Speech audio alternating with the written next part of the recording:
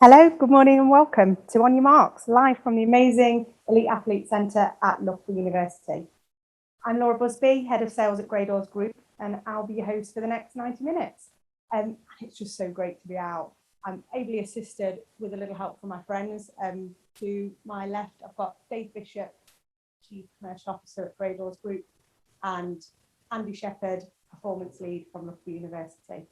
It really is great to be out. I think coming onto campus this morning, we bumped into the GB wheelchair basketball team who are training here today, and the England men's under 20 rugby team. So really nice to be out and about and see some signs of life and elite sport, which is, at the heart of what Loughborough University is all about.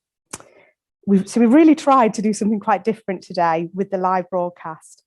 So who knows what will happen? This is live. So please bear with us. The aim of today is to launch 3 new products. So first of all, we have Legacy, which is our sustainability new product, PODIUM, which is our employee wellness product, and finally PASSKEY, which tackles all the new legislation around Brexit and support for travellers in travelling in the new world. Our aim is just to help travellers get back out there and travel as safely and sustainably as possible. We'll finish up with a Q&A, and we'd love the session to be as interactive as possible. So please get your questions into us and comments, give us some feedback, give us some questions as we go through. And I've got them here, so I'll try and tackle as many of them as I can as we go through. So why Loughborough Sports and why On Your Marks? I think over the last, I've been working on the PODIUM project with Loughborough University since last summer. And I think what's really struck me is the huge amount of synergy that there is between elite sport and high performing businesses. If we look at what some of our clients do, they're, everything from building some of the world's most important buildings to tailoring some of the world's most expensive and high-end fashion wear. So our clients, like athletes, want to perform at the best and ultimately win. So that's what we're here to try and do. So some really cool synergies that you'll see over the next 90 minutes. So what a 14 months it's been for us all. Particularly interesting time to be in the travel industry. COVID and Brexit amongst many other things throwing some curveballs our way, which has added many layers of complexity to travel. But please make no mistake about it. Business travel really is vital to economic recovery. If we look at 2019 alone, corporate travel spend was 1.43 trillion across the globe, and it represented 70% of profits for airlines. So without it, airlines will be forced to reduce capacity, hence increasing prices for all. Over the last year, we've seen a real shift in what our customers are prioritising, and we've really tried at Gray Dawes to engage with as many of our customers and potential customers as possible. Duty of care and sustainability have really come to the forefront, and I think we've moved from an environment where it was potentially a tick in the box to actually being at the forefront and the centre of our clients' travel programmes. If we look at a recent survey by IATA, 40% of respondents reported mental stress and missing an important human moment as a result of travel restrictions. Over a third said that travel restrictions have prevented them from doing business normally. So some quite big numbers there. So I hope everyone's got their 11s ready. So a little snack and you've got a good cuppa in your hand to enjoy the next 90 minutes with us. So just wanted to say thank you. Thank you to our clients, our suppliers who've joined, and hopefully a few potential new clients out there.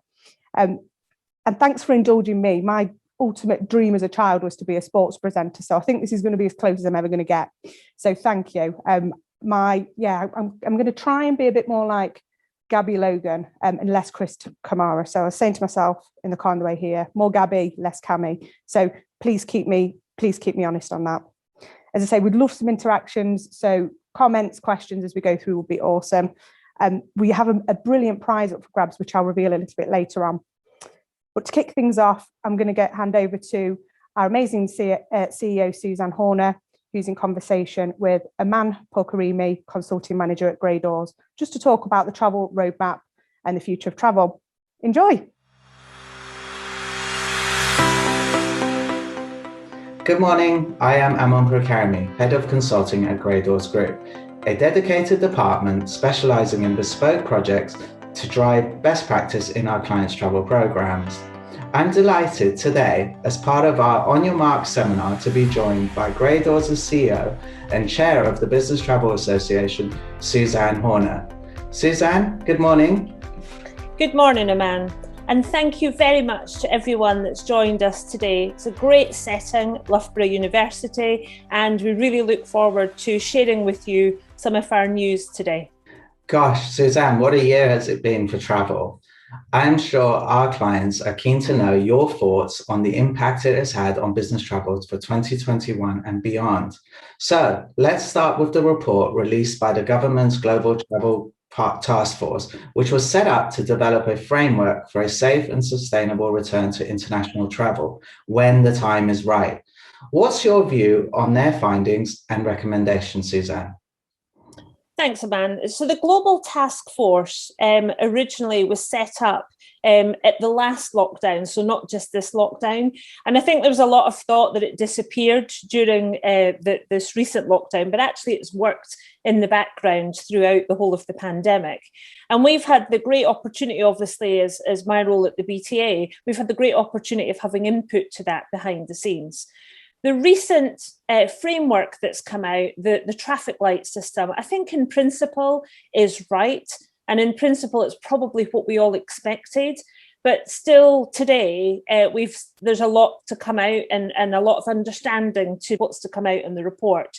Green, does that mean green? And there's a huge campaign right now led by EasyJet that green should mean green. And therefore, if you fly to a green zone, you should be able to flow quite freely to that green zone and return. Amber will be some home quarantine and PCR testing. And then obviously the red zones will be full quarantine at the airport. I guess the key thing for me that I'm looking forward to developing or seeing how it develops, is when something goes on to the green zone or the green list and when it comes off. The last time the bad experiences we had is where they made an announcement one day that a country was going into lockdown and people had 24 hours to get out of the country. Now, as we've seen with India this week, there was real concerns about the variations that were coming out of there, and there was a heads up that it was going to happen.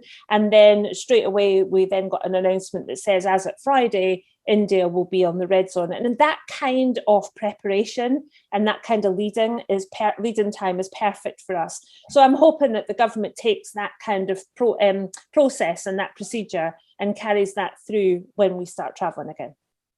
Agreed. There was that farcical situation where Spain was added onto the approved list, the travel corridor approved list, and then 3 weeks later taken off again. And I think our numbers showed it shouldn't have been put on in the first place. So we do need that kind of government support. And when do you predict business travel will return in any significant numbers? I mean, it's very difficult to understand when people say significant numbers. Most people make reference back to 2019 numbers. So when do we get back to that? If I'm honest, I do think that'll take us a good 2 to 3 year recovery. If we look at some of the previous recoveries we've had to go through, we had the financial crisis, we've also had the ash cloud, 9/11, all the other things I guess we've gone through. But the financial crisis was quite interesting. It was a real 2 to 3 year return. And I think we'll probably see similar happening in this pandemic. What I do expect, though, is a bigger uptake in corporate travel, probably from September time. I think the government still has to get through the local elections. And then, of course, we've got holiday season and everyone trying to get away on holiday, and that will become the big focus. But I do expect an upturn in corporate travel from September. Okay, yeah, me included. I booked a holiday this summer, so hoping to go. There you go. Well, what's your view on what travel management companies will or perhaps should be doing in the coming months to help organisations in preparation for such wide-scale return? I guess that question's a bit like how long is a piece of string, because there's so many things that people now have to take into consideration. Number one is, is the country on the green list or the amber list or the red list, and what hoops do I need to jump through for that? Secondly, we've got Brexit. And let's be fair, I think Brexit's probably been overshadowed by the pandemic, but all of the changes to passport and visa regulations are now in place. And then, of course, there's other things that are still very high on everyone's agenda, such as carbon offset and people really looking at permissible travel. Is it right to travel, and when is the right time? And is it right for the business to travel? And so for me, I think that there's never been a better time for a travel manager or for someone that's responsible for travel to really start to do their homework now and look at the travel policy and really understand what their business wants to try and achieve to come out of this in readiness, I guess, for the uptake in travel. Thank you, Suzanne. And my last question to you is on behalf of the travel managers who have joined us today, and some perhaps worried over their roles with shrinking travel. What's your advice to them, and how can they tailor their roles to be impactful to their employees' revised strategy relating to travel? I think it's a great question, Aman. And I think if the pandemic has taught us nothing, it's taught us that we have to be very flexible. And I think the roles that we all did before are certainly not the roles that we're going to do going forward.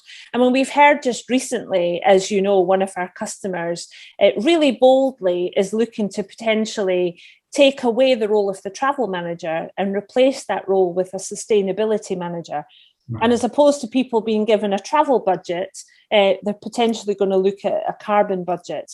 So I think it's a brilliant opportunity for travel managers today to really redefine how a business looks at travel and how that travel ROI is measured.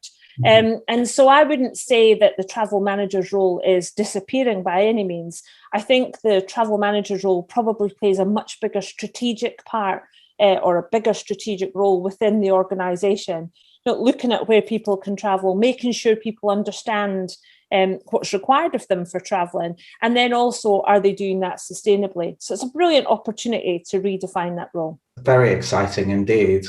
Daunting, yet exciting, I'd imagine, for a travel manager. I totally agree. And actually, just before I finish, Aman, let me put a question back to you. So you've got your ear to the ground. Obviously, as the head of our consultation department, you're constantly looking at things like travel programs and travel policies, etc. So what would you say is happening today? What's the latest and the latest focus, I guess, for travel managers out there right now? Well, my recommendation, I was thinking I was going to be able to get away with this without answering. Never. Well, I've long felt that in order for travel to take place successfully, it requires four components to work seamlessly together. So the first one being governments permitting travel, the second being the presence of suppliers to facilitate it, the third being individual companies accepting face-to-face meetings as part of their strategy to grow their business, and lastly, obviously, employees' willingness to travel. In a pre-COVID, pre-Brexit environment, we took a number of these for granted, and approval for travel largely focused on costs. Now there are challenges to all of these components, and to some respects, at least internationally, they will remain present for the next 18 months at least, and the economic fallout could be even more. So my advice to businesses is that they should plan now for a return. So once government starts permitting business travel, in the UK, that's the case now for domestic travel, and some elements of international trips are permissible. Commercially, it's important you're not left behind. Of course, digital conferencing is not new. It existed and was largely on the periphery for a reason, because face-to-face meetings are core to building relationships and increasing productivity, essential ingredients for business growth. So right now, businesses must be setting a clear pathway to acceptable travel, which works within these four components. That's why in our consultancy team, we have created a package for our clients which focuses on pre-authorization process, approver identification and training, as well as supplier management based on safety and traveler wellness at its core. We'll launch this in May through our website, ggg.travel/consulting, and our LinkedIn pages. So watch this space. Fabulous, Aman. I knew you'd have a view on that, definitely. But for now, Suzanne, thank you for your time. I'm sure it's provided an invaluable input to help our clients navigate through the travel landscape. Thank you. Now back to our team in Loughborough.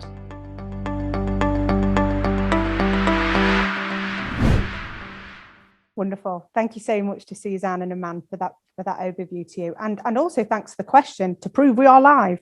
We've had a question come in from Mr. or Mrs. Anonymous about the travel task report.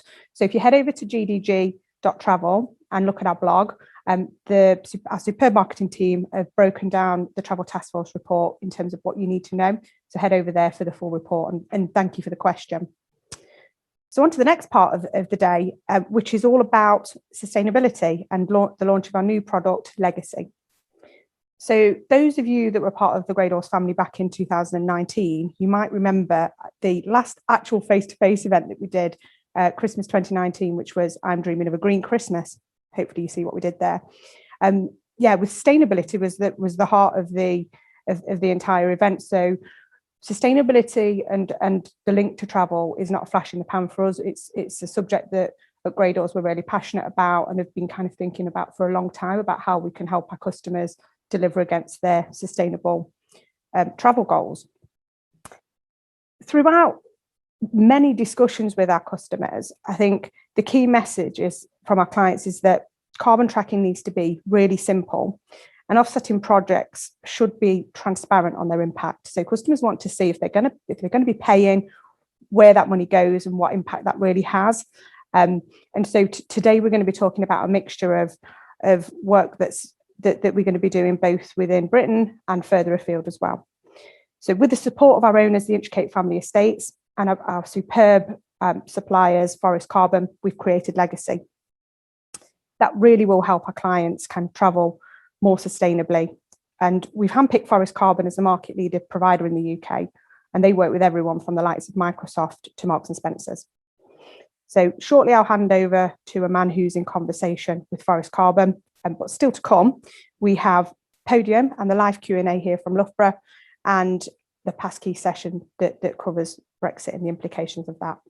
But for now, I'll hand over to a man who will be, for the next kind of 10 minutes, talking with Forest Carbon and launching our Legacy programme. Enjoy.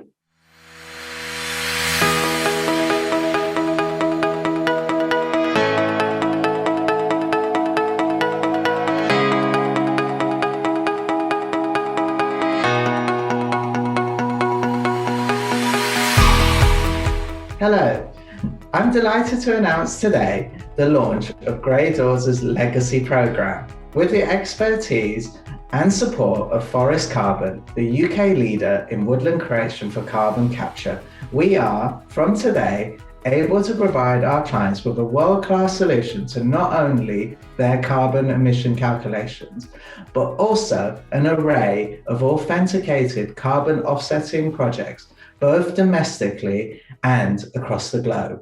Such as Gray Dawes' commitment to sustainability, our owners, the Inchcape family, have converted nearly 300 acres of working farmland on their Glenapp estate in Ayrshire to permanent woodland creation.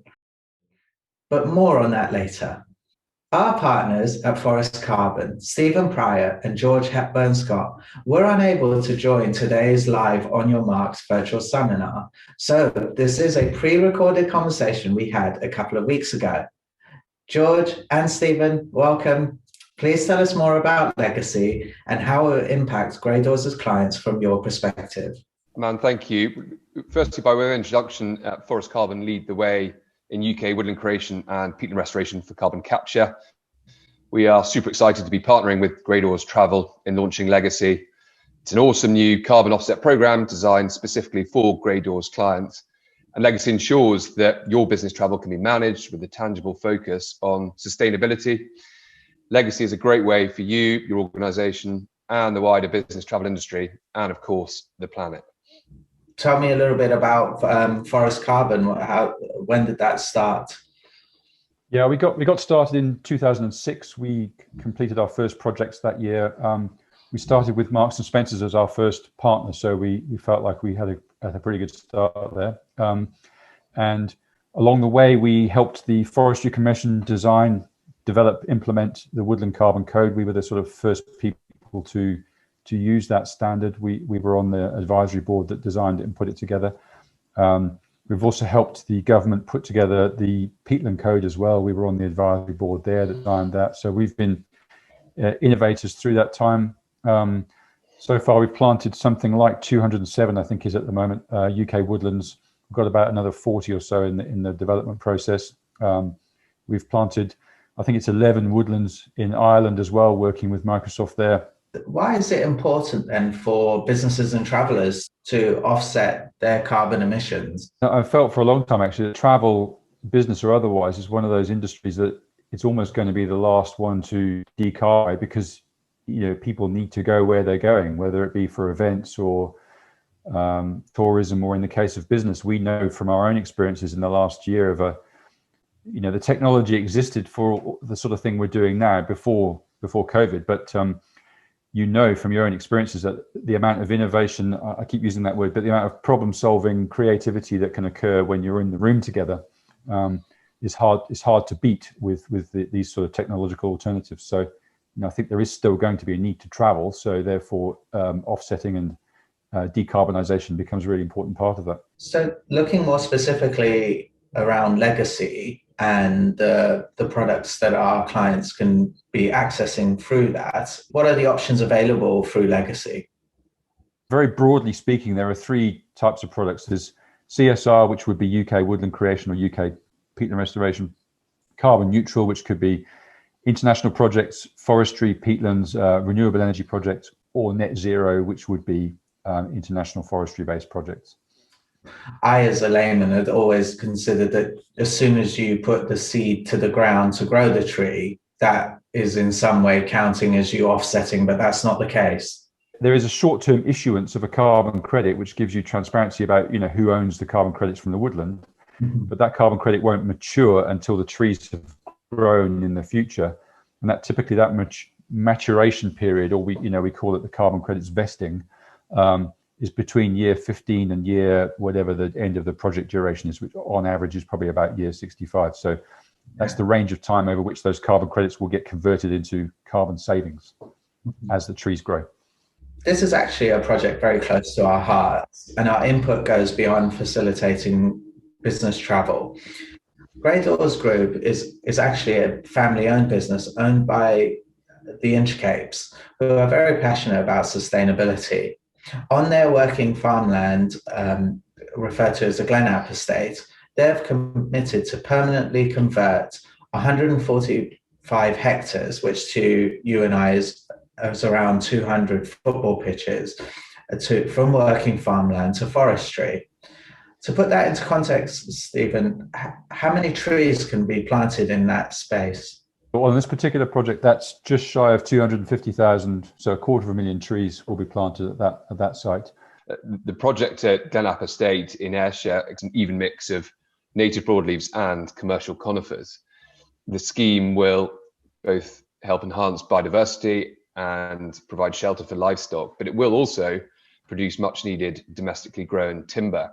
Using the Woodland Carbon Code calculator, which is backed by metrics provided by Forest Research, along with estimated growth rates, it is forecast that over the 75-year agreed project duration, that the project will sequester 42,000 tonnes of CO2 equivalent. I probably would add at this stage as well that we work around the UK with lots of different landowners, different types of land ownership. So the Glenap project, which is a really great project, will be one of the projects that are offered to Gray Dawes clients to support. There will also be other projects as well in the mix that people can support. So how legacy would work from a client perspective is that we, as your TMC, would calculate from your book data your carbon emissions using the DEFRA model and transfer the emissions numbers to Forest Carbon on a quarterly, biannual basis, whatever the client wishes for us to do, and transfer that to Forest Carbon. And Steve, from that point on, what is the output from a client perspective? What do they see? Again, obviously, that's going to depend on which product they've chosen. But very roughly speaking, 1 tonne of CO2 emissions equates to 1 carbon credit, and 1 carbon credit could be from any one of those different types of projects we described earlier on. So, for example, in the UK context, 1 carbon credit, which represents the future carbon savings we talked about, in a UK woodland, a carbon credit would be somewhere between sort of 3.5 to 12 trees planted, or somewhere between 50 to 100 square meters of peatland restoration. And the reason those numbers are so widely varied is just simply because project types vary so much. Project locations, species mix, planting density, management, the condition of the peatland, for example. So that's what leads to that wide range of possibilities. Key routes for our clients is London to New York return, typically done on business class. How much carbon output is that? Return business class flight to New York is about 4.75 tons of CO2. Mm-hmm. Cost to offset that is going to be somewhere less than 2% of the ticket cost. And again, there's so many variables here: the projects you choose, the actual price of the ticket, and so on. So it could be significantly less than 2%, but that was the sort of figure we came up with as the theoretical maximum. And then that would generate, in the UK context, somewhere between 16 and 50 trees planted, again based on the numbers I talked about earlier, or somewhere between 250 and 500 meters squared of peatland restoration. From what I've read into offsetting, it's had some negative press. I'm sure you've seen yourselves. How do you ensure that your landowners avoid double counting the authenticity of the projects in the terms that they haven't planned these projects themselves, and in terms of even loss of those woodlands to, say, fire damage? Aman, you raise an interesting point. All projects that will be offered as part of the legacy program via Forest Carbon are validated and verified under leading voluntary carbon standards, and whether those are based in the UK or whether they're further afield internationally. Just to set the context for the UK-based woodland creation projects, all our projects go through a validation and verification process long-term under the Woodland Carbon Code. This standard was launched in 2011 by the UK government and is recognised as one of the world's leading carbon standards. And by way of background, the Woodland Carbon Code sets out robust requirements that incorporate core principles of good carbon management as part of sustainable forestry management, and landowners and successors entitled must commit to a permanent land use change to woodland. In respect of permanence, all Woodland Carbon Code projects, for example, have to contribute to a pooled buffer. And this pooled buffer safeguards investment made by carbon buyers and maintains and protects the integrity of verified woodland carbon units long term. With international projects, they're also subject to quality assurance under these voluntary carbon standards. We use mostly the VERA VCS standard, verified carbon standard. Those credits are also listed on an international, on a public registry where you can see credit ownership, credit retirement, and credits again can only be used once. So once, for example, once we've completed some work with you guys and we've retired some credits in the name of your clients, they can't be used again. They're cancelled basically. So that sort of prevents that double selling element. And because it's public, there's complete transparency that the legacy program is fulfilling on its commitments. That sounds like a really robust process. In terms of the projects themselves, how tangible are they? Our clients are putting in an investment financially to these. Do they receive updates? Can they visit them personally? How does it work? Clearly, there are kind of logistical challenges the further afield you go, but I suppose in the context of UK-based projects, Forest Carbon would look to work with Gray Dawes and the wider legacy program to arrange some bespoke visits to projects, which will be on a kind of first come, first served basis. There will be an element of kind of restriction on visitor numbers, but we'd be delighted to work in partnership with Gray Dawes to deliver that. And what we would also endeavour to do is provide regular updates on the progress of projects. What type of certification can be achieved through that? We would work with Gray Dawes Legacy to help produce an annual certificate for members for all the CO2 that they have committed to during that year. We'd like to give some extra information on that certificate. Might be number of trees planted, number of hectares of peat, that sort of thing. There'll be a limit to how much of that data we can generate based on the project choice. Obviously, we're not going to see individual client data necessarily. We'll just provide the kind of metrics back to Gray Dawes for them to generate the certificates.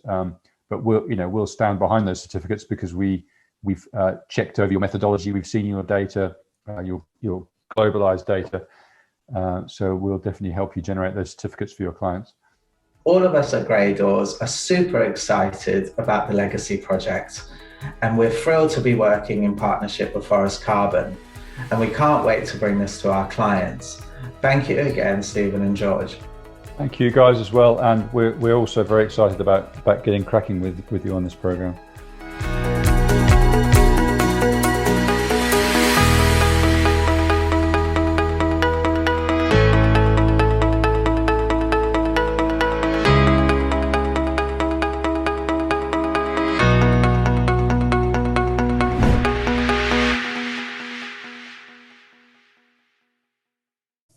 Great. Huge thanks there to Forest Carbon in discussion with a man. And for more information on Legacy, head to gdg.travel/legacy, which gives you a real chance to manage your sustainability travel strategy in quite a tangible way. So next we move on to Podium. And here's a stat for you. 75% of travellers worldwide say they will prioritise their mental well-being more when they travel in future than they did before the pandemic. Wow. I think from discussions I've had with numerous clients and a lot of my colleagues are saying the same thing, is that we have a real responsibility at Gray Dawes to support and manage and improve traveller confidence when the world starts to get going again. So our answer and our response really is the Podium product. So in partnership with Loughborough University, we're taking learnings from how the Loughborough sports team work with their athletes and applies those same learnings to our travellers, to ensure travellers get the same amount of care as elite athletes do. And again, as I mentioned at the start, real synergy between top performance in business and top performance at elite sport level. So understanding our customers and how they operate, we've created packages based on the way that our customers operate for business. So whether they're working from home, on the road travelling, or working in an office. And we've created 5 modules to cover each stage of their journey. Warm up, match fit, match day, what you need in your kit bag, and cool down. So there's 3 levels of support that the product Podium offers. So bronze is our complimentary products available to all our customers. So on the back of today's session, you'll receive a survey. So whether you're a travel manager or a traveller, you can answer the survey and the questions will be tailored around you. It's really worth taking the survey because on the back of that, we're throwing in a free 30-minute consultation session with a man who you've seen throughout today, just to talk about the specifics of the results of the survey and to really start to discuss some strategies and give you some ideas on how to manage employee wellbeing in the new world. And if that wasn't enough, we've got a great prize on hand. So as you can see, we're in the Elite Athlete Centre today, which is brilliant. I think Dave and I are on countdown to the lunch here, which looks superb. We're eating alongside the rugby team. So the prize is a team day for one of our lucky clients who's drawn from the prize at the Elite Athlete Centre. So you'll be shown around the full facilities, introduced to any athletes or teams that are available on campus. And actually, Loughborough is a really great place to meet. It's in the centre of the country. The facilities are fantastic, and it's a great opportunity to engage with your team. And there's nothing quite like that face-to-face meeting. So that's the prize. So yeah, please enter to get the prize. It's only people that have attended this session that will be eligible. So absolutely, please complete the survey. Alongside that in bronze, what we're going to be running is a whole host of sessions in conjunction with Loughborough as follow-up. So based on kind of three key principles. So nutrition, mental well-being, and physical activity. So that will be things purely for our customers, things like online yoga sessions for customers, online nutritional advice, advice on how to eat well on the road, etc., etc. So for us, Podium is an ongoing product that we're committed to in terms of helping our customers really think about the well-being of their employees. So that's bronze. Silver is when we really start to look at tailored support for our customers. So thinking about travel and wellness policies and strategies. So that's much more of a bespoke offering, really taking into account what you do as a business and how you want to really improve the well-being of your employees. So that's much more tailored and is kind of costed out per the requirement. And then we have gold. So that is the delivery of a corporate wellness package. So, and again, that will be really tailored to the business, but that will be things like come to Loughborough for a 3 to 5 day event. You know, we can do boxing classes, online cookery classes, all kinds of things to really build team morale, improve wellness across your employees. So again, really tailored approach to wellness, and one that we would, you know, provide the right package after a period of consultation with each of our customers. So hopefully that sets it up quite nicely. I've got my two trusty sidekicks alongside me to do the Q&A around wellness. Last thing from me is still to come is PASSKEY. So for the next 20-25 minutes, I'll hand over to Dave and Andy for today's Q&A. Hi everyone, my name's Dave Bishop. I'm the Chief Commercial Officer at Gray Dawes Group. I'm excited to be here at Loughborough and even more excited to be finally travelling again. It's been 14 months since I did my last trip, and we've come to an amazing facility here. I'm also excited that I've managed to fit into my trousers again after a long time of wearing sweatpants the last 14 months. But I think today is a really important time for corporates to review their wellness strategies and how they can implement those to improve their corporate performance.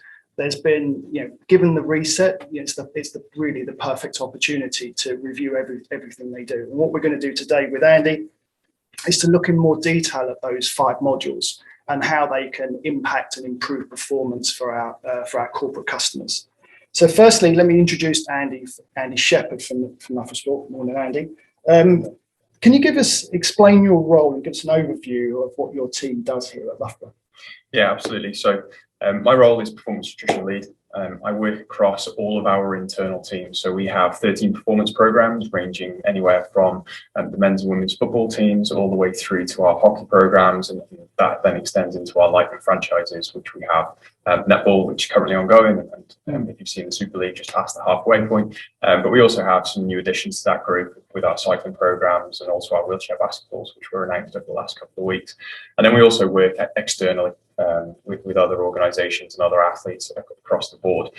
My role, it obviously says on the tin, I work with them to eat better and support their well-being through food, but it goes beyond that. We'll often work with other stakeholders in the environment, if it's parents, roommates, significant others as well, but also educating coaches and educating team staff, working around travel, and one that often gets overlooked is the environment. So here on campus, we're really lucky. We have the Elite Athlete Centre, which has a great kitchen, but we also have all of our halls of residence. We also have all our catering outlets, and we'll work to create an environment that kind of helps that nutrition environment, and food that they eat is therefore kind of presence and absence, we often call it, and it comes from quite a few different discussions across the board, but it's those gentle reminders and nudges to continue to eat without having the food police kind of hovering around. Brilliant. Can you tell us more about the correlation between elite sport and corporate performance, and why that's important for our audience?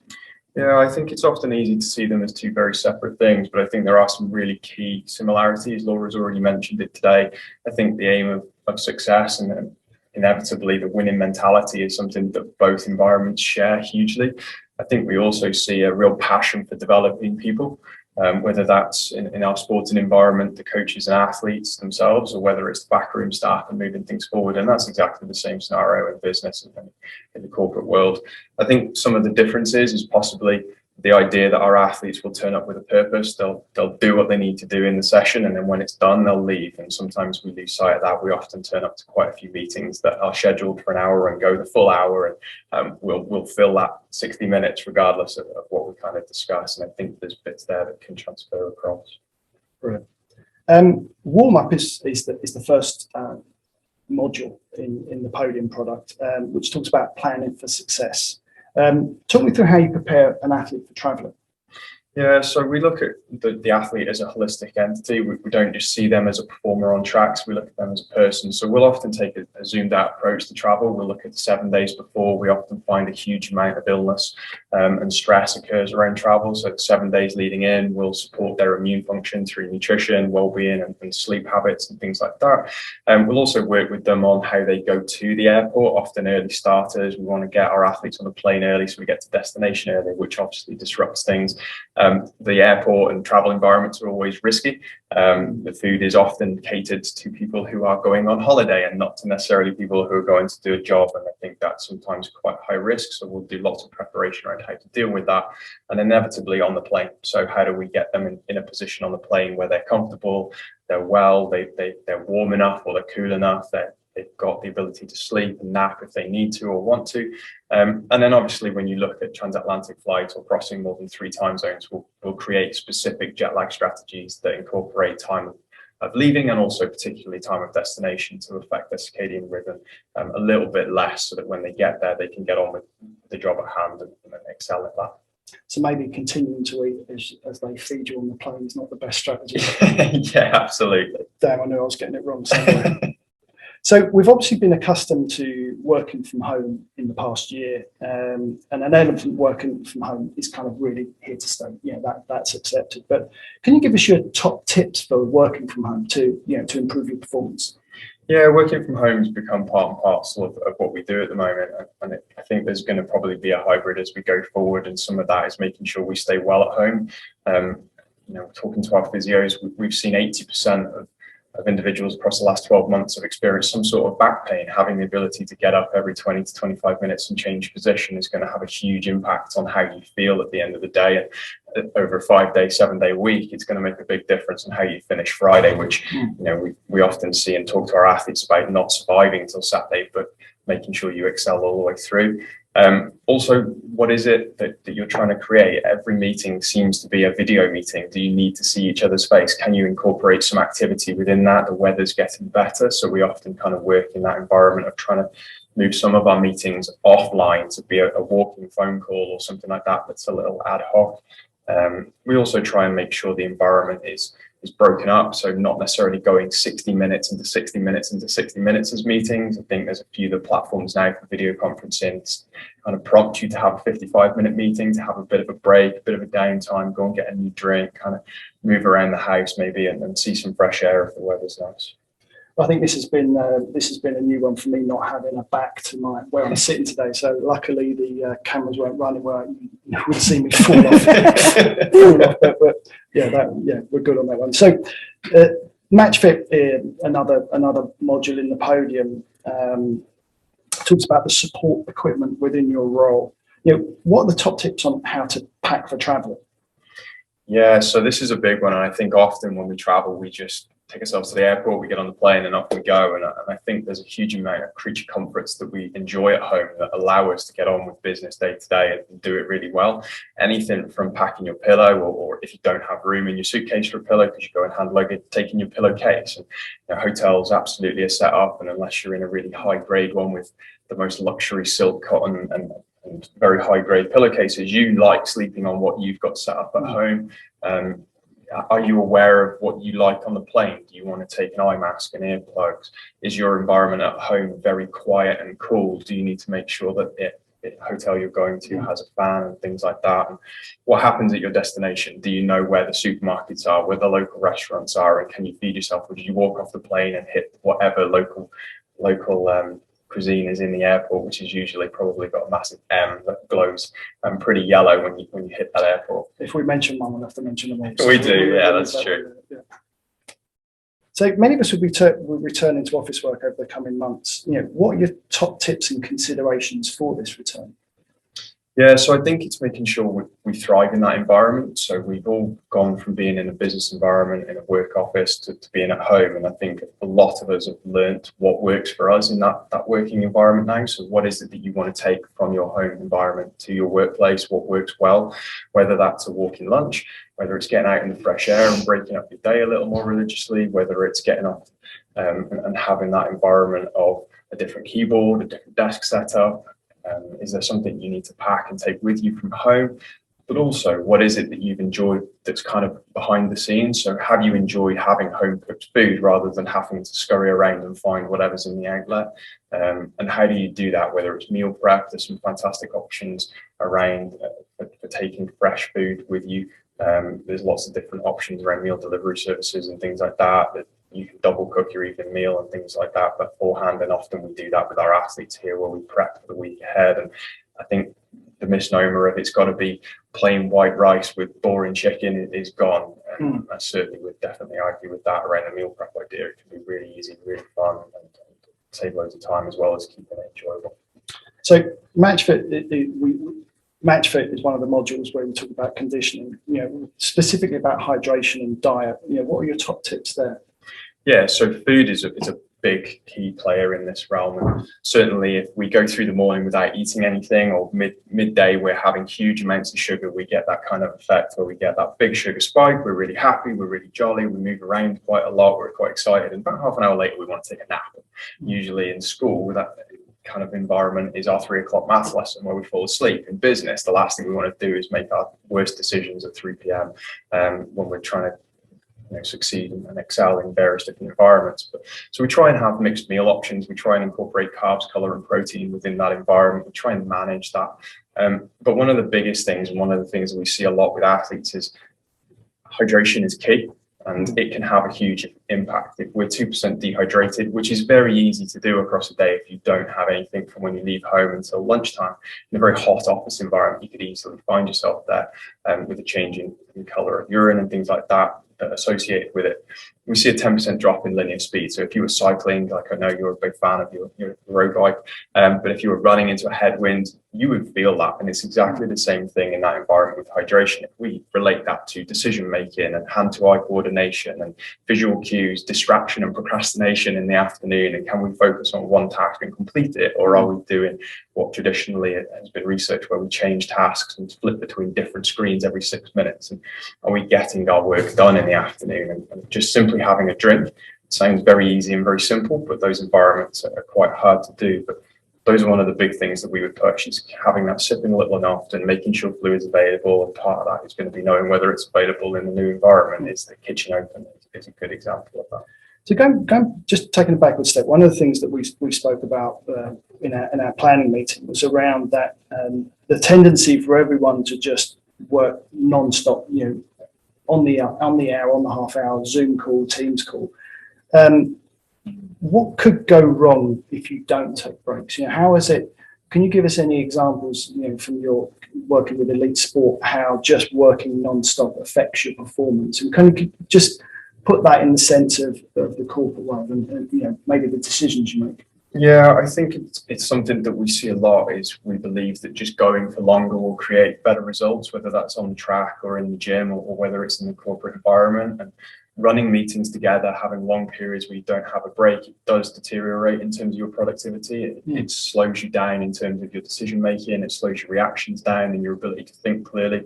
But also it has a huge drop in hormone function and lots of other things that make you feel great and good. And we're coming into the summer. It's a lot easier to get outside now than it was in the winter with poor weather. But having those breaks, having those movements stimulates that clarity of thought. It helps you detach from those meetings and allows that brain time to just be distracted, which is when often we have those the most original thoughts that we'll have. So having that time away, it's very difficult to see it as wasted time, but in reality, it actually can be the most powerful time of day. And our coaches are often encouraged to have that time where they're not doing anything and have that environment where we don't need to do more to be better. We have to do what we're doing extremely well in as short a period of time as we can manage it and get that rest and recovery.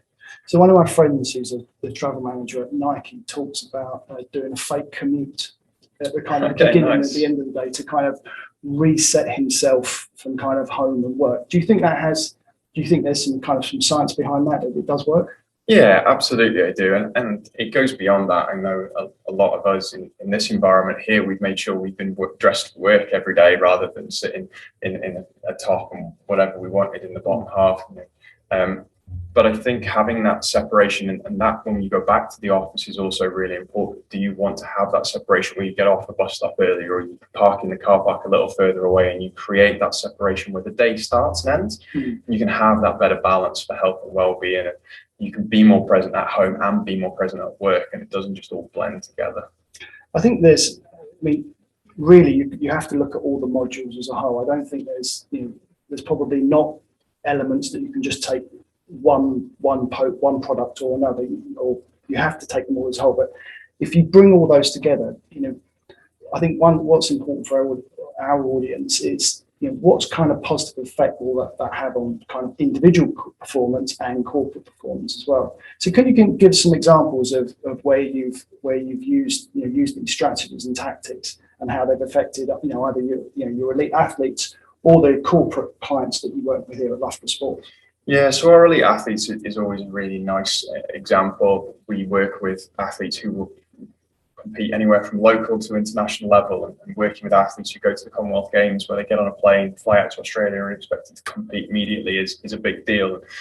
That absolutely transfers across into lots of different realms, and we've had plenty of experience with putting people on podiums in those environments. In terms of corporate, we work a lot behind the scenes, so the team behind the team is often that environment, working to help them be more productive in those environments, stay well, minimize days lost. That's a huge part of what we do within sport is minimizing lost training days, lost competing days. If someone ill and they can't push the envelope and stress the body to create those adaptations, they're lost days, and it's the same thing in terms of business. We often will work with C-level executives where we're looking at trying to optimize their well-being and their health in the middle of the afternoon, but also how they manage that without getting burnt out before they need to have a couple of weeks off and complete isolation from it, and be more productive in the time that they've got available. So, well-being clearly is such an important factor of this. What's the downside of companies and corporates don't take advantage of the some of the programs that you have here at Loughborough? What could happen, particularly as we know that once people get back to travelling, once people get back to work, we don't want to fall into the same traps and issues that we had beforehand, where it's just like non-stop and and that impacts on corporate performance. What do you think are the real downsides of not taking advantage of some of the amazing stuff that you've got here at Loughborough? Yeah, I think that ability to reflect and learn over the last 12 months has really helped us to refine what it is that's important to us as individuals. And when you look at what the benefits will be, it's a healthier workforce is the major aim and the overarching kind of piece of this. But it's making sure that you are able to be present at home and be well in you as an individual, so that when you go to work and you travel, you're not losing days due to illness. You're not getting off the plane at the other end feeling horrendously jet lagged and struggling through a meeting to then get back on another plane and go somewhere else. Or you're not going to do some very physical, very, very task heavy kind of pieces, feeling very lethargic and putting your health and well-being at risk. But you're also being very productive and you're helping the business move forward. I think one of the biggest things that we've heard a lot about is burnout, and I don't think that's going to change whether we're sat in front of a monitor, whether we're back in the office. I think one of those pieces is huge, and when you push that envelope and you're consistently stressing the body through travel, it's something that is going to deteriorate your performance at the other side. And when you get home, you then have lost days as well when you get back into it. And yeah. One of the biggest pieces we do with our athletes is we monitor days lost on either side of travel. So do we lose days when we go away, and do we lose days when we come back? And if that writes off half the week, how much did we lose as a result of that we could have benefited from? So I think when we look at this holistic program and we look at the different modules, like you mentioned, and there's so much crossover between them, we're looking at improving huge amounts of production across the board and being able to put ourselves in a better place to win more often. In any situation. Well, I think we'll leave it there. I think that's a great way to end this segment. I think hopefully everyone's got a lot from kind of what Andy's had to say today. What I'd like to do now is hand back to Laura, where she'll kind of outline some of the next steps, and we'll go on to our next product launch today. Thanks very much, and thanks, Andy. Thank you. Great. Thanks, guys. Yeah, really great session. From working with Andy over the past few months, it's certainly made me address some of my bad habits I've got into from working from home. So yeah, really interesting session. Well done, Dave, for not falling off your chair. Although I was hoping to make a few quid on You've Been Framed, which is the downside. But yeah, for more information on the Podium product, go to gdg.travel/podium. So the final pieces of our live links is around Brexit and PASSKEY, and then we'll finish on the live Q&A. So thank you for all the questions that are coming in. We are going to get to them, but first of all, we're going to kind of go to PASSKEY. So if we think about kind of over the past few months, Britain's exit from the European Union has meant changes to how we can travel across Europe, with some added considerations for all of our travellers to really consider. A partnership with visa specialist CIBT delivers simple pre-travel advice specific to your circumstances. Without stealing the thunder of Aman and Ian, I'll pass over to a man who's in conversation with Ian Cummington, who's our Director of Implementation and Account Management at Gray Dawes. Over to you guys.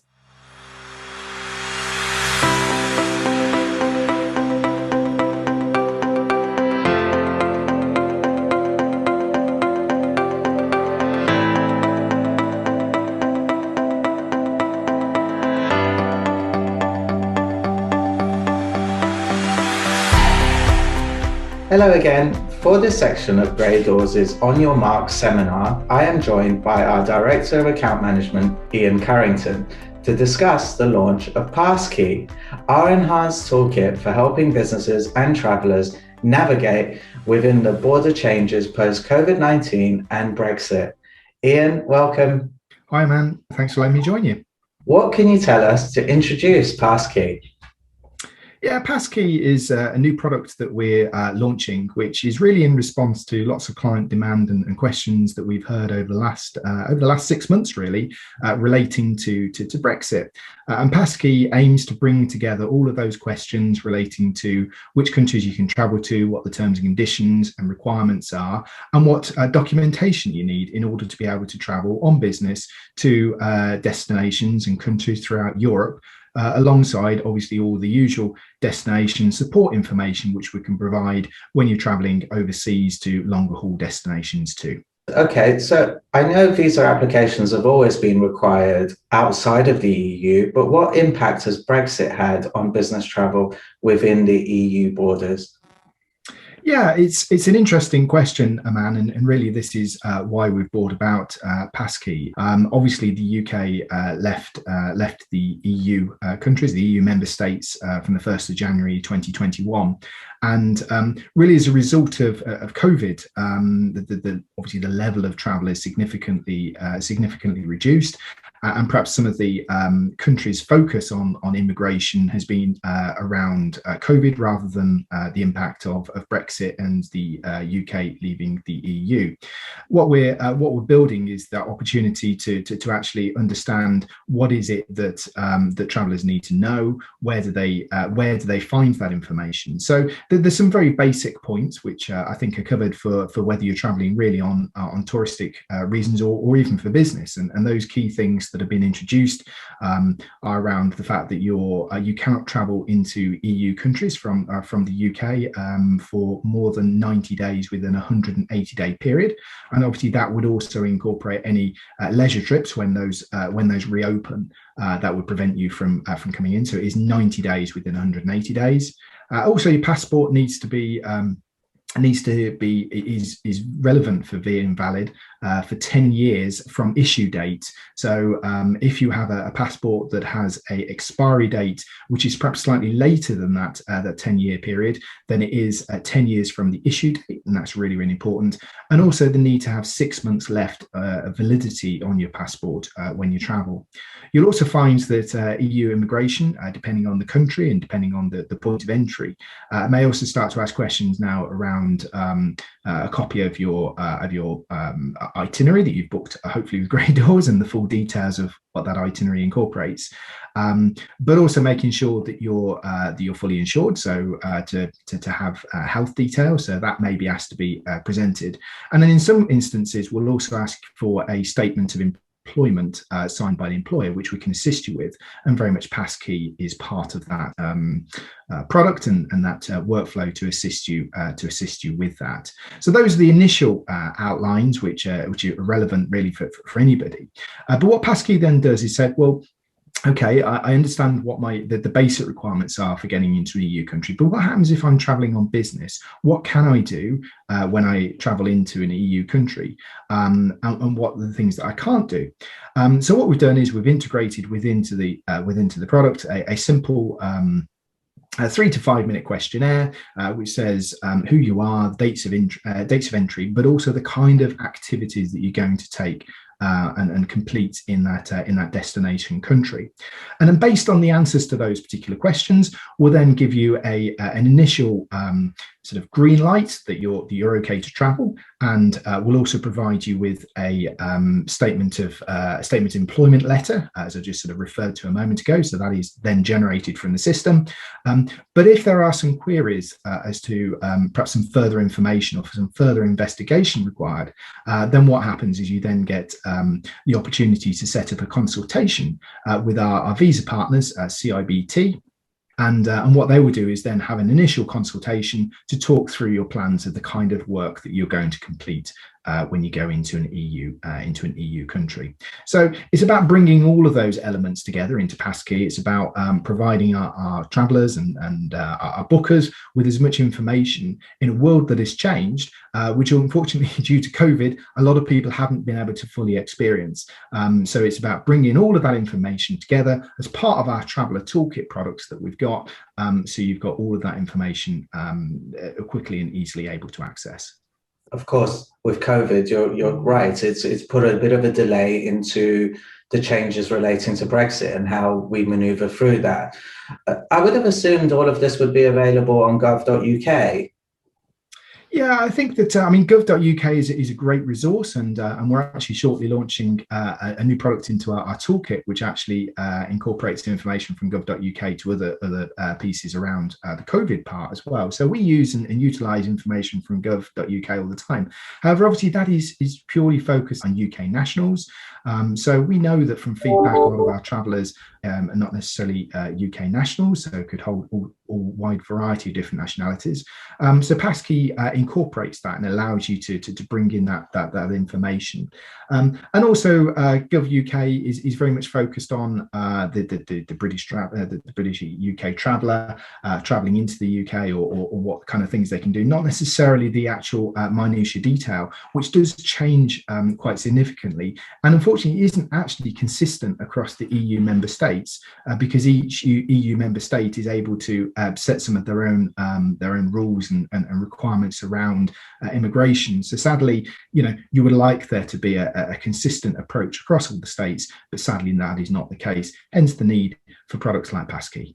Okay. And what happens if I, as a traveller, do not have the correct visa and I travel into an EU port, say France, for example? There's a very strong possibility that you'll be turned back, and not only turned back, but you would also be fined. And the fines are actually not necessarily just one fine for the incident, but also can be multiple fines based on the infringement. So it is important to get it right, and certainly airlines and various other operators, Eurostar and other operators into Europe are trying to get this information right at the time of making the booking. But it is very much the responsibility of the traveller to get it right. And I think it's really important and very clear to make sure that we're aware that Gray Dawes, we're here to support you. We want travellers to be travelling, and yes, the rules have changed and it's a little bit different. But as a general rule of thumb for basic business travellers going to a meeting, particularly an internal meeting, would still be able to travel as normally. But the moment really that you pick up a tool, or you complete any work which could have been undertaken by a local, or you provide experience or expertise or knowledge in a specialist skilled area, including training and potentially attending sort of trade fairs and seminars and exhibitions, that's really the conditions and the requirements for you to take a good look at PASSKEY and to really talk to our staff at Gray Dawes, who will be really keen and there to support and help you through. Yeah, I'm sure just like when it was 9/11, there was an initial fear about the complications around traveling, but as we get used to it, it will become the norm and we'll carry on. So it's great to have this product. How can clients access PASSKEY? Really, one in two ways. So firstly, our experienced travel consultants are there to support and help by telephone and email. And maybe it's one of those things to actually talk to us about and speak to us about. So that's one point of entry and point of assistance, and they will guide you through that initial questionnaire and to be able to support you. But obviously, if it transpires from the questions the answers to the questions you provide, you need to go for sort of a longer consultation with our CIBT partners. Then obviously they can arrange that for you as well. And then the second point of entry really is within our online booking tool. So the product is available within the tools section. And I know that when you go onto the online booking tool and you look to book travel outside of the UK at the moment, then there's a whole range of resources and information relating to both Brexit and COVID that are tailored together with Traveller Toolkit. There to support you. And really, as you've just sort of said, Aman, is yes, there's a lot of uncertainty, and probably some of that will take a little bit of time to sort of melt away and to be able to understand. And I'm sure that, you know, our closest trading partners, really important to get people out there when the time is right, when the government allows us to do so. And that's why we've got things like PASSKEY out there to support to do that. And once you're on the portal, what can a client expect? What does it look like? So probably the days of actually simply having tourist or business, there's a whole lot more options there now.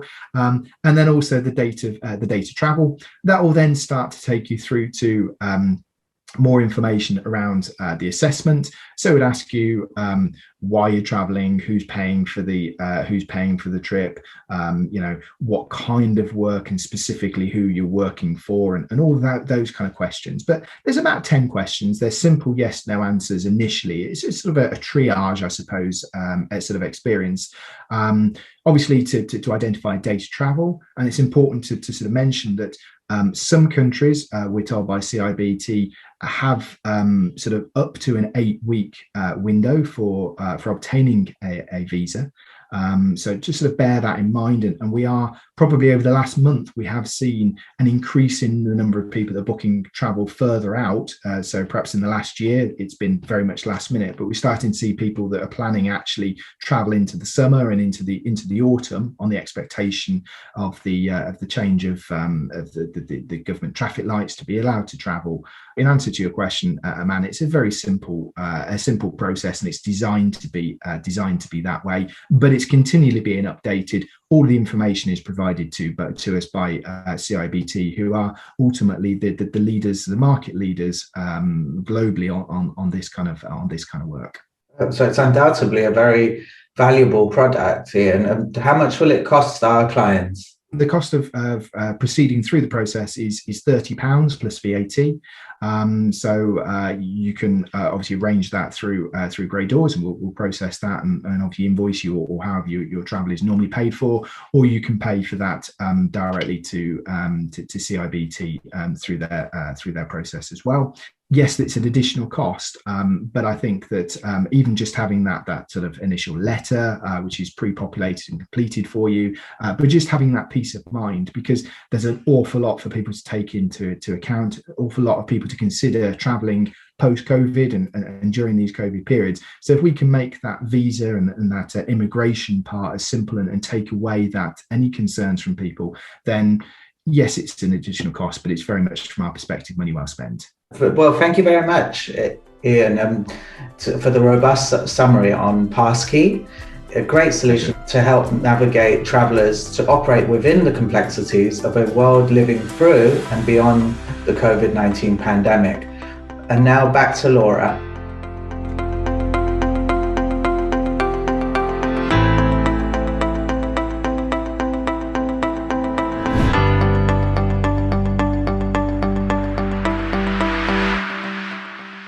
Thanks, Ian. Thanks, Aman, for a great and insightful session. And I can't believe where the time's gone. We've got 20 minutes left, which is finally for our Q&A. We've had some really great questions in, so I'm going to try and rattle through as many as we can, and then we'll just finish on a little close and a wrap up.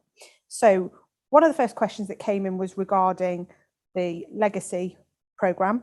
So I'll put this one to you, Dave. Does the purchase of carbon credits take into account any offsetting undertaken by the airlines?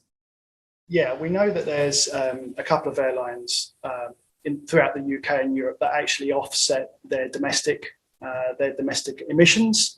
So what we can do is remove those from the statistics that we send across, the data we send across to Forest Carbon, and so you're not double counting. Some of our clients may actually want to double count because it's not a bad thing. So, but that's really at the option of our clients whether they want to do that or not, Laura. Great, thanks, Dave. And another question on legacy. This, I must admit, this is my question, but I thought it'd be quite interesting to cover.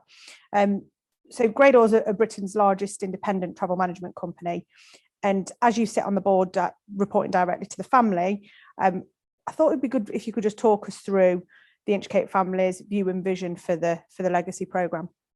Yeah, great question, Laura. So you mentioned the Green Christmas event we held back in November 2019, and our chairman Fergus, he actually came to that and he spoke to our panel. So the family own a 13,000 acre farm in Scotland. And one of the things that they've been very keen to do is how can they link up the two businesses, the farm and Gray Dawes Travels. They've been absolutely instrumental in looking at what they can do with wind power, what they can do with the planting of trees, and also peat bogs. That's another kind of really key area. So they've been the real drivers, and I think that gives us the real passion within our business that this is something that is going to, this is not a flash in the pan.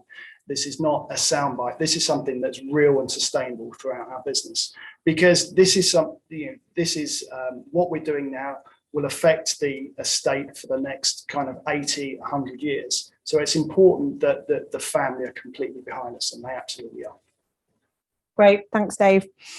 I'm going to ask you another question. Sorry, there is some for Andy coming up. We thought we'd save Andy to the end. PASSKEY. So a question's coming from one of our audience around what PASSKEY can support travel with, and I think this particular client has a lot of travel coming from the US. So that's their particular question. Does PASSKEY support travel from the US? Yeah, absolutely. CIBT are an international company. They have an office in New York, absolutely opposite the great big train station in the middle of New York. So we chose CIBT because they do have a real international platform. So they're able to give advice not just for UK or European travellers, but also kind of globally as well, particularly the US. They're very, very strong operation there. But yes, they can. Okay, great. Thanks, Dave. So a couple of questions for you now, Andy.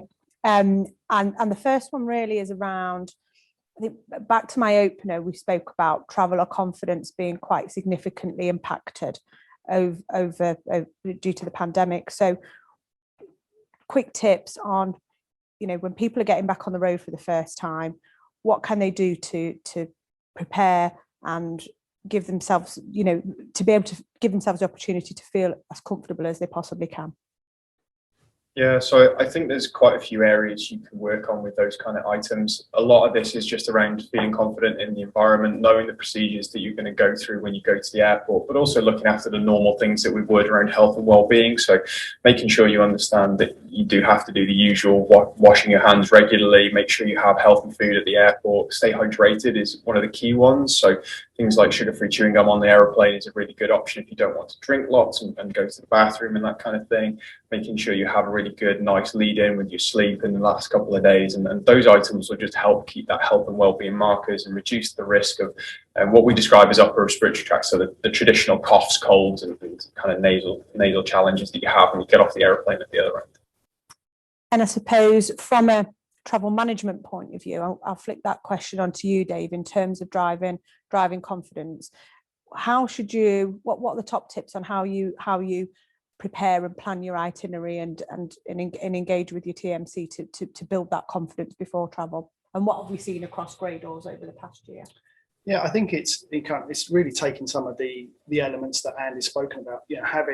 Being able to know where you're going to when you reach your location. There's some real kind of simple tips around. Don't get off of a long haul flight to the west coast of the States and then jump in a hire car for 2 or 3 hours to get to your destination. It's very much about kind of, you know, understanding what are the potential roadblocks and pitfalls on your journey, and really planning for that. And these are things that can be built into your travel policies, which we at Gray Dawes will be able to manage both kind of in an online and offline environment. I think the one of the key things is around, you know, familiarity with your location of where you're traveling to. You know, we're actually launching a new product around a digital concierge in the next couple of months, and this is kind of really plays to what Andy was saying about kind of, you know, around what do you eat when you're at your destination. So it's about, if you know that you like this particular type of food, it works well for your diet, it works well for, you know, in terms of allows you to perform to the best of your abilities, then our digital concierge will be able to help you along the way, not only identifying restaurants but booking them as well. So I think that's the kind of key. It's about kind of trying to de-risk, and so you don't spend time in the planning, you spend time doing what you're supposed to be doing, which is kind of performing to the best of your abilities when you're there. Great, thanks, Dave. Back to Andy. I know I wanted to end on this. I think we've all been a bit blown away of being at the Elite Athlete Centre today and being around some elite athletes. So talk to us about kind of the best experience you've had of working with a particular team or an athlete. Thanks, Laura. I think this is really easy to be really cliche. I think there's some great opportunities I've had. I've been really lucky to work with some fantastic athletes. I think the one that probably stands out in my memory is the one where I worked with an athlete who, from a very young man, you know, kind of spent a decade working together and preparing him, and then he suffered a fairly significant injury, and he worked his way back from that and competed at the Olympic trials and absolutely blew away the race and competed, and the whole environment around the team was just a really special moment. And then to watch him board the flight and go and compete at the games and excel just genuinely made the whole thing feel very special, and definitely one that sits in the memory very strongly. Great, yeah, superb example. Thanks, Andy. So we're starting to bring the session to a close now. So I just wanted to thank everybody for attending. I think we were blown away by the amount of people that registered to come on today, and actually more blown away by everyone that's turned up. So thank you so much, and hopefully you can see that there's been a lot of time and effort that's gone into the planning and the execution of today. Hopefully more Gabby, less Cammy has been what's come across, and we've got through it pretty unscathed, haven't we, Dave? So thank you to everybody. Everyone will receive a follow-up email this afternoon with a link to the product pages, which are now all turned on. And please fill in the podium survey for your chance to win a team meeting day at the Elite Athlete Centre.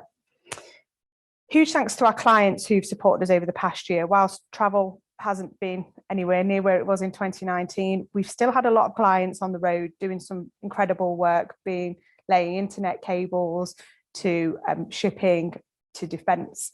So we, thank you to our clients that have helped see us through the past year, and for turning up and supporting the event today. And thanks to all the buyers and the travel managers who aren't yet working with us, but hopefully you will soon. Hopefully we've demonstrated a little bit today about what our company is about, and whether you work with us or not, Gray Dawes, we take our responsibility as a TMC very seriously and see a real opportunity, whether you work with us or not, to support the bounce back of travel. So the Gray Door is always open, and so please feel free to reach out to us for any advice or support on the return of travel. And if we think about kind of the buying process, as Suzanne mentioned in a session at the start, we really think that business travel volumes will start to bounce back in terms of a significant level from September. So if we look at a review or RFP process, will take on average up to 3 months. An implementation process then, once you've made a decision on which TMC you want to work with, will then take up to another 3 months. So we've been really quite meticulous about planning when this event was going to be, and it really is on your marks. Now is the time to start thinking about your travel program. I speak to some buyers who understand that and get that, and people that are just kind of waiting till they need to book a ticket to think about travel.